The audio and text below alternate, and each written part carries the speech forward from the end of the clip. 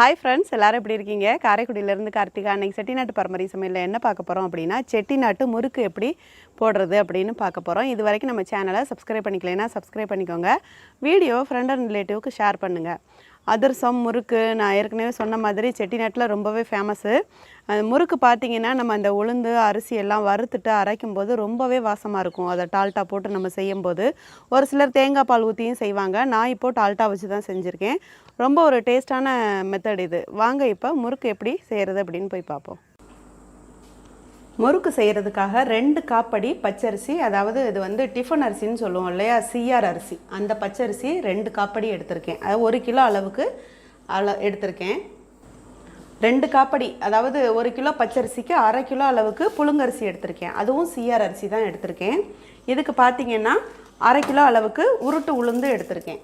இப்போ இதை என்ன பண்ணணும் அப்படின்னா, இது ரெண்டையுமே நம்ம வறுத்து எடுக்க போகிறோம். உளுந்தும் வறுத்து எடுக்கணும், அரிசி புழுங்கரிசியும் வறுத்து எடுக்க போகிறோம்.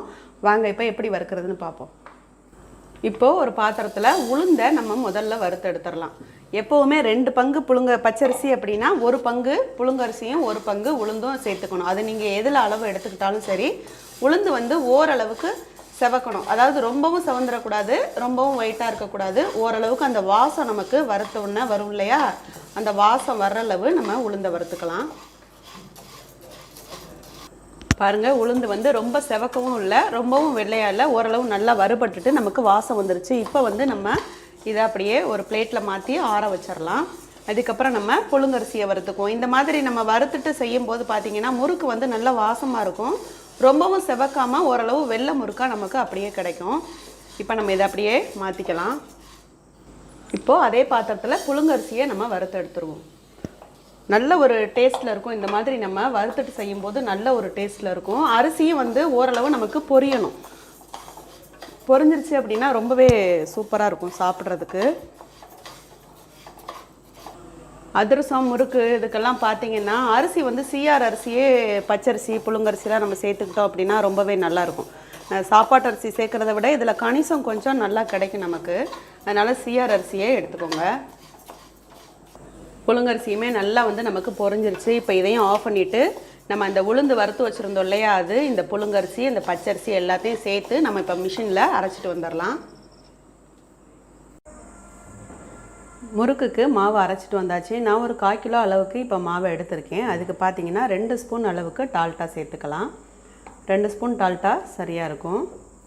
மாவுக்கு தேவையான அளவு உப்பு சேர்த்துக்கலாம். உப்பு எப்போவுமே 10 பத்தாமல் சேர்த்துக்கோங்க. இப்போது டால்ட்டா உப்பு எல்லாத்தையும் சேர்த்து ஒரு முறை நல்லா பிசைஞ்சு விட்டுட்டு அதுக்கப்புறமா நம்ம தண்ணி சேர்த்துக்கலாம்.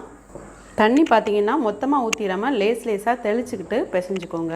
அது வந்து பார்த்திங்கன்னா ஒரு வெண்ணெய் மாதிரி ஒரு மெத்தடில் வரும். நம்ம இந்த டால்ட்டா போட்டிருக்கிறது இந்த மாவில் பிணையும் போது பார்த்திங்கன்னா வெண்ணெய் மாதிரி நமக்கு அப்படி மாவு வரும். அந்த பதம் வரணும். பாருங்கள், மாவு வந்து நல்லா சாஃப்டாக நல்லா பிசைஞ்சாச்சு. அந்த டால்ட்டா போட்டு பிசைஞ்சது ரொம்பவே வாசமாக இருக்குது.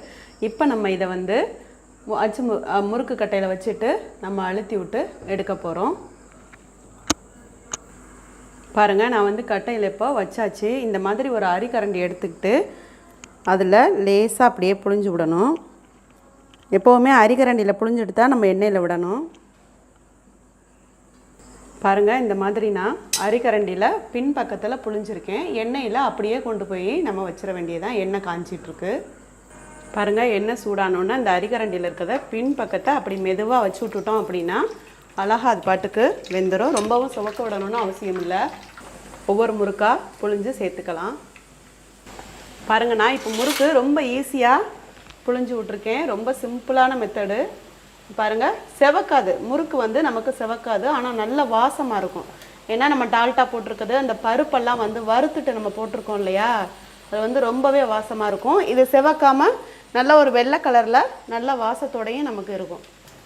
அவ்வளோதாங்க, முறுக்கு வந்து சூப்பராக ரெடி ஆயிடுச்சு. அப்படியே நம்ம சாப்பிட வேண்டியது தான்.